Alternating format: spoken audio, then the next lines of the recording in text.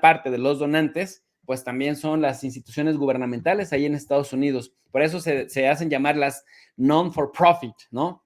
Sin fines de lucro. Bueno, te dice que cada año esta Fundación Nacional para la Democracia, fíjate, tan preocupados ellos por la democracia y nosotros tan mal pensados, hace más de 1,000 donaciones para apoyar los proyectos de grupos no gubernamentales en el exterior que están al servicio de objetivos democráticos en más de 90 países. Repito, 1,000 donaciones para apoyar proyectos de grupos no gubernamentales en el exterior que están al servicio de objetivos democráticos en más de 90 países, entre ellos, por supuesto, México. Y también nos dice que desde su creación en 1983 se ha mantenido en la vanguardia de las luchas democráticas en todos lados. Fíjate, y uno tan mal pensado, hablando mal de ellos, y ellos que van dando por ahí tanto dinero desinteresadamente, diría yo, para que los pueblos nos convirtamos en más civilizados, más institucionales, más transparentes y por supuesto, pues más democráticos. Y déjame te enseño algo, mira, para que la gente vea, yo quiero que la gente vea que estamos yendo a las fuentes primarias, o sea, a los webs directos, sin intermediación de medios, directamente leyéndolos a estos medios, a la USAID, leyendo a la NET. Y además, fíjate este documento que nos está enviando Sonia, mi esposa. Me voy a ir hasta adelante para que la gente, bueno, vea que ese es el documento, porque luego ya no tiene tanta gracia por ser el puro PDF. Bueno, es el documento de la USAID México, dice, del pueblo de los Estados Unidos de América, ponen ahí a los muchachitos estos, prevención social, la estrategia de cooperación para el desarrollo del país, de septiembre de 2020 a agosto del 2025, le hacen una modificación en junio del año 2022 y ahora me voy al tema, pero mira, sin salirme de ahí, quiero que la gente vea que este es el documento para que vean que no estamos sacando de contexto nada ni que nos estamos inventando nada. Lo dice la misma USAID, porque luego acá tienden a negarlo, tienden a decir, no, ¿cómo crees? No, nosotros no, para nada. Bueno, aquí está, mira, la página 13 dice, dentro de los objetivos 2020 al 25, la USAID continuará contribuyendo en su trabajo pionero de involucrar al sector privado, habiendo creado de manera conjunta 19 alianzas en México, por supuesto, potenciando sus actividades con el apalancamiento de 30 millones de dólares. Oye, ahí está la papa. Francamente, se me hace que me voy a convertir en procurador de fondos y a luchar por la democracia, mano. Oye, mira, apalancamiento de 30 millones de dólares y quintuplicando los socios proveedores de recursos de 9 a 45 en 3 años. En el futuro, dice el documento, la USAID continuará colaborando no solo con las cámaras mexicanas del más alto nivel, dice número 31. Entonces nos vamos al pie de página y nos encontramos que ahí se encuentra el Consejo Coordinador Empresarial, el Consejo Mexicano de Negocios, tú sabes quiénes forman parte de ese Consejo Mexicano de Negocios, que por cierto también se preocupan muchísimo por la democracia, porque yo los veo muy activos en el PRIAN, la Confederación Patronal de la República Mexicana, alias la Coparmex, que por supuesto su líder vitalicio o cuasi vitalicio quiere ser presidente también, y la Cámara Nacional de Industrias. Y aquí es donde, dice mi papá, la puerquita tuerce el rabo, porque se ve todo muy bonito, mucha lucha por la democracia, muchos fondos económicos, muchos millones de dólares anunciados para consolidar la transparencia de estos países atrasados como México, desde Estados Unidos así nos ven, hasta que vemos que en realidad están financiando a abiertos opositores que tienen un historial de no preocuparse por el interés nacional, por el interés de los sectores vulnerables, de los sectores populares, sino por esa concentración de recursos en pocas manos. Y mira, dice, en tercer lugar, USAID aspira a movilizar más fondos del sector privado, no solo para reducir la impunidad y la violencia en las esferas prioritarias, sino también para ampliar aún más los vínculos económicos bilaterales. Los fondos apalancados demuestran el compromiso de diversificar y ampliar la base de la movilización de recursos a nivel nacional. Finalmente, en todos los portafolios, el sector privado ayudará a ampliar métodos eficaces y alentará al GDM, al gobierno de México, ese es el GDM, a hacer lo mismo. Y finalmente, aquí hay un renglón que me brinqué, que es bastante importante que lo diga, porque habla de esto, ¿no?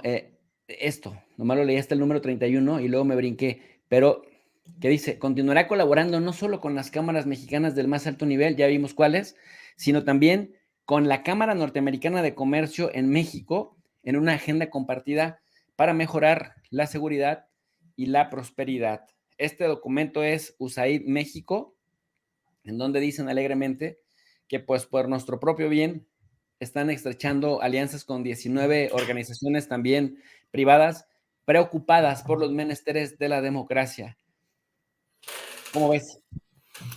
Mira, caray, a mí ahora sí fíjate que es lo interesante de siempre estar en tu programa, Tocayo. Uno aprende siempre.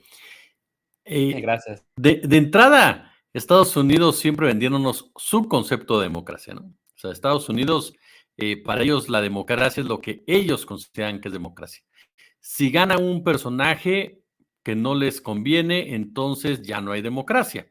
Ya el sistema falló y por lo tanto la gente se equivocó y ellos van a llegar a ayudar a corregir ese error. No hay un respeto por las instituciones, no hay un respeto por los procesos y no porque justifiques o no a dictadores, no va por ahí, pero no han sido los dictadores los más afectados por Estados Unidos en esta lucha contra la democracia. Fue de los principales respaldos de un Augusto Pinochet, por ejemplo, o de la dictadura argentina o de la dictadura brasileña, y eso era un ejemplo claro de lo que era una falta de democracia.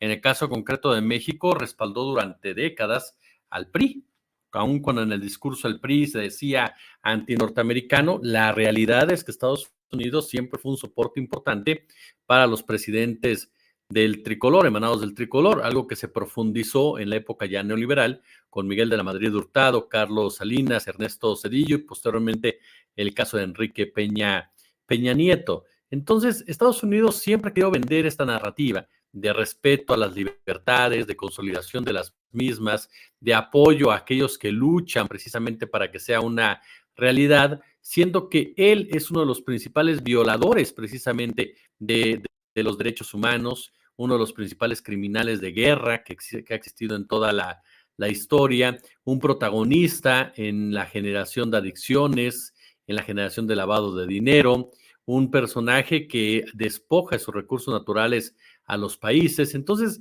la democracia a la gringa, dirían por ahí, pues es muy fácil de vender, pero realmente complicada de digerir.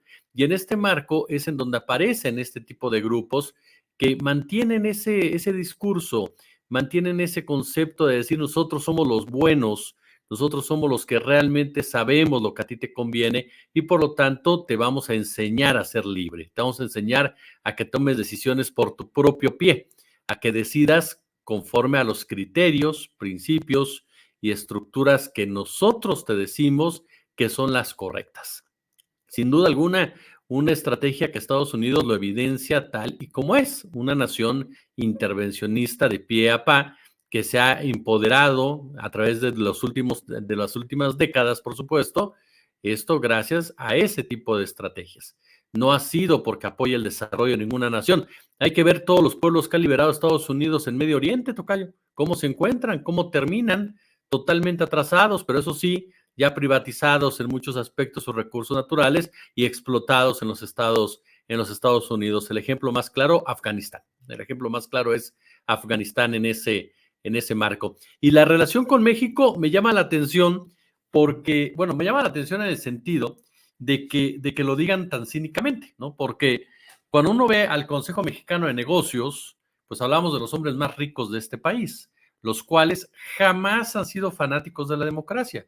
Uno de ellos, Ricardo Salinas Pliego, quien abiertamente ha dicho que la democracia es un sistema imperfecto, que no funciona y que por lo mismo se deberían de tomar medidas.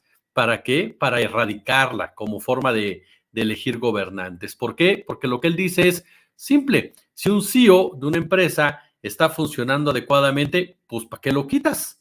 ¿No? Entonces debería quedarse todo el tiempo. Lo mismo los gobernadores, lo mismo el presidente de la República. Si te está funcionando, pues déjalo todo el tiempo. Ese es el concepto de un empresario en que está lejos de ser demócrata. sino que justifica la permanencia en el poder con base precisamente a sus criterios. Si vamos a ver a otros personajes como Alberto Ramírez, que está en el Consejo Mexicano de Negocios, o el propio Claudio González Laporte, o se me escapa ahorita el nombre del dueño de FEMSA México, que han sido empresarios quienes se han dedicado a golpear al gobierno de Andrés Manuel López Obrador a través de los medios de comunicación que tienen bajo su poder. Entonces, ¿cuál vía democrática? Ellos aplican la frase al diablo a las instituciones cuando no les convienen las instituciones y las defienden cuando quieren vender este concepto de que están consolidándolas como tales, pero la realidad es que distan mucho de ser demócratas. Perdón, Gallo, te refieres al Diablo Fernández, ¿verdad? El Diablo Fernández, efectivamente, de FEMSA, que estaba enojadísimo cuando Raquel Buenrostro lo obligó a pagar los impuestos, ¿eh? Amenazó directamente con tomar medidas, con cerrar plantas, perdón. Después alguien le dijo, relájate 5 minutos, y las cosas supuestamente se tranquilizaron, pero fue uno de los personajes que se quejó amargamente por la decisión del gobierno de cobrarle lo que es, de cobrarle los impuestos. Otro ejemplo de que la vida de la democracia para ellos, pues es de arriba para abajo. ¿Por qué? Porque lo que ha permeado en este país, creo, Tocayo, es la oligarquía. Ha sido la oligarquía, el gobierno de los ricos. Hasta este sexenio se pone freno a ello y comienzan entonces a operar de esta manera, golpeando. Y para concluir este punto de esta intervención, perdóname, Enrique Peña Nieto es el ejemplo palpable de eso. Es cierto, el trabajo de la estafa maestra es un trabajo excepcional periodísticamente hablando. Hay gente que lo realizó que merece todo mi respeto, pero seamos claros. Animal Político se lanza en contra de Enrique Peña Nieto cuando rompe Peña Nieto sus relaciones con Claudio X González, cuando viene el enfrentamiento con Claudio X Laporte. Ahí es cuando Animal Político se lanza directamente a investigar a Enrique Peña Nieto. Entonces, no fue una intención periodística, fue responder a los intereses del empresario, del grupo de USAID, quien estaba financiándolo, ¿no? Sí, por supuesto. Y ahora, ¿cuál es el tema con el presidente López Obrador? Que ni Peña Nieto, por más que Gibran Ramírez, que ahora es un furibundo anti-AMLO, por más que Gibran Ramírez diga que López Obrador es un presidente medianito, con los mismos niveles de aceptación que Peña Nieto, que Calderón, que Fox o que Salinas de Gortari, lo cual me parece de verdad a todas luces, pues, por decirlo menos, deshonesto de su parte.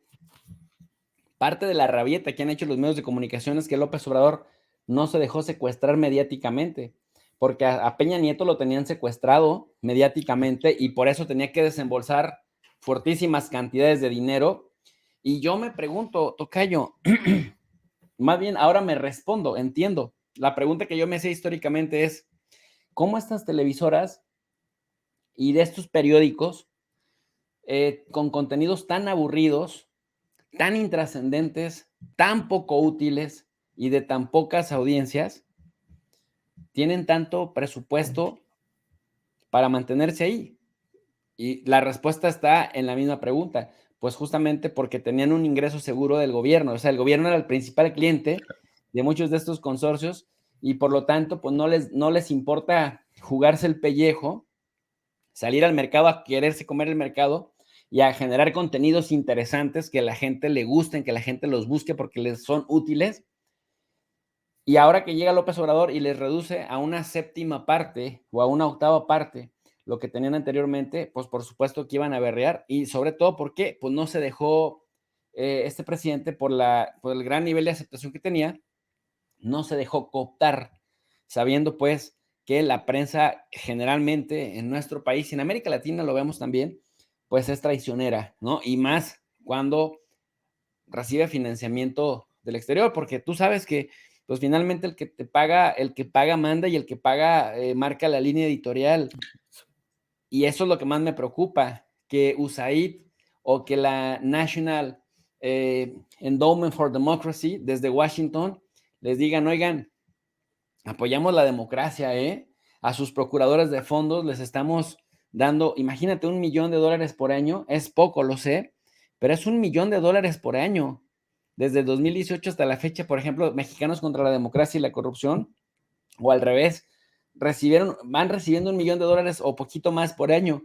Si tú divides ese millón de dólares entre 12 meses, estamos hablando de unos 85 mil dólares por mes, y que si ya lo multiplicamos por el promedio, más o menos 18 pesos, que está, digamos, el tipo de cambio, pero que en realidad en estos años ha estado en un promedio de unos 20 pesos, o sea, estamos hablando de varios milloncitos de pesos, que por supuesto que pues es uno de sus principales contribuyentes y les marca línea de por dónde hay que hacerle periodismo al presidente. Por lo tanto, no es casual, supongo, que luego salgan reportajes de que uno de los hijos del presidente sea corrupto y el otro de los hijos sea corrupto, y que no puedan probar que verdaderamente hay corrupción o conflicto de interés, pero que lo repitan una y otra vez los demás medios, porque lo dijeron los de Mexicanos contra la Corrupción y la Impunidad, tocayo. Fíjate que en este punto, por ejemplo, a ver, ¿qué es lo que pasa con... Para mí en este sexenio nos hemos topado, querido tocayo, con un periodismo especulativo y un periodismo que infiere. Ha habido diversos trabajos, diversos reportajes, pero la gran mayoría de ellos, cuando se dirigen a los hijos del presidente de la República, no tienen una conclusión como tal, no comprueban la hipótesis que están presentando de inicio, que es la corrupción y el conflicto de interés. Lo dejan entrever, lo dejan ante el escenario de que, pues sí, las condiciones están dadas, pero eso no prueba nada. Y eso es ir en contra precisamente de una regla básica al hacer un reportaje, que es comprobar tu hipótesis. No se trata de que pues ahí se los dejo, saquen ustedes sus propias conclusiones, porque eso es una enorme irresponsabilidad. Este último trabajo que hicieron de la famosa Casa Gris, porque a mí me parece totalmente fuera de lugar, que me digan, es que como Carmen Lira es la directora de La Jornada es el medio que más recibe dinero de Andrés Manuel López Obrador, entonces hay conflicto de interés porque le rentó su casa a José Ramón López. Yo me sigo preguntando que alguien me explique en dónde está el conflicto de interés. Tú tendrías que demostrar que Carmen Lira le dio esa casa a José Ramón en pago porque el gobierno federal le da esas cantidades de dinero, ajá, como medio de comunicación. Entonces, eso es lo que tendrías que demostrar. Difícilmente lo vas a hacer. ¿Se puede hacer? Sí, si rascas, indagas, si tienes verdadera vocación periodística y de investigación. Tendrías la posibilidad de comprobar. A lo mejor lo hicieron y se dieron cuenta que no es así. Entonces, ¿qué es lo que sigue? Pues lo que sigue entonces es solamente lanzar el golpe y dejar que la mentira tizne. Así de sencillo. Que haya una reacción, que se quede en la órbita general, que el hijo del presidente es un flojo, un mantenido, un hombre que no sabe valerse por sí mismo y que recibe todo de papá. Y además van con el video en donde sí, hay gente que ha dicho es una provocación, van a provocar a José Ramón.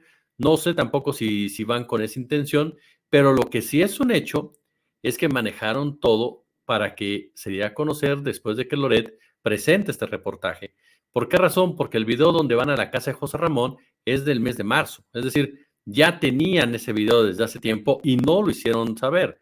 Fue parte de una estrategia para quemar, no cuestionar, para quemar al hijo del presidente, para golpear al gobierno de Andrés Manuel López Obrador. ¿Por qué razón? Porque si yo voy a una situación así como periodista y el hijo del presidente se comporta así conmigo, supuestamente, ajá, pues yo lo presento de inmediato, lo subo de inmediato, lo denuncio de inmediato y hago referencia que más adelante vamos a presentar un reportaje sobre el tema, fuimos a buscarlo y así se comportó. Pero no me espero hasta que ya el reportaje está ahí, empiezan las discusiones, los debates al respecto y entonces lo saco. Y además, ojo, lo saco el mismo día que a nivel internacional se celebra el Día de la Libertad de Prensa, con la finalidad de darle otro tono a esa situación y otro golpe mediático que no hubiera sido igual 2 días antes. Entonces, me parece que es una muestra más de cómo operan precisamente estos medios, pues para golpear únicamente, pero no para hacer periodismo.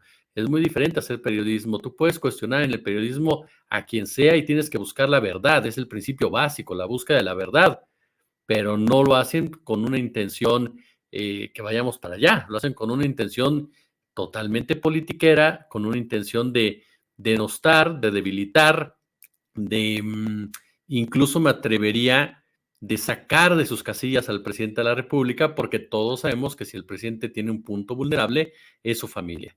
Entonces, sí creo que estamos ante un escenario en donde se confirma que a final de cuentas los medios de comunicación, como el caso concreto de Latinos, dependen de una agenda política, no mediática, ni mucho menos periodística, y que están respaldados por hombres que para los cuales la democracia, pues la democracia es simplemente una leyenda urbana. Es como cuando Gonzalo N. Santos dijo que la moral era un árbol que daba moras, pues para ellos exactamente, ¿no? Es un concepto que no está en su lenguaje, pero lo utilizan todo el tiempo, ¿no?